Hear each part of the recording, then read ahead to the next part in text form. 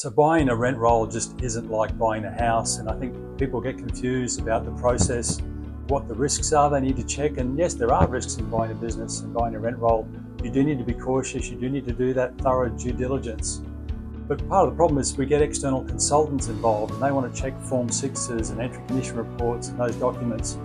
But here's a few things that maybe you should be checking for yourself too. What's the history of the properties? Where did they come from?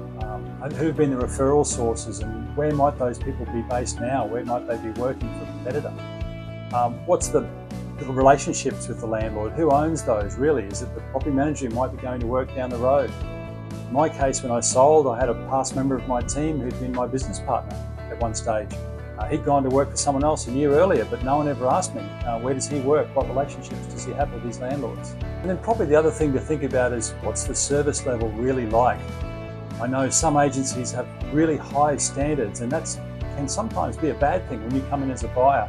If you can't deliver on that continuing high service, then that can actually set you up for failure. So having a really solid understanding of what the clients expect before you continue with your purchase, that can be really valuable.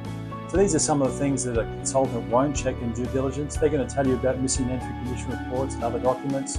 What you really need to know, some of those key things about a rent roll and what might look like in the future.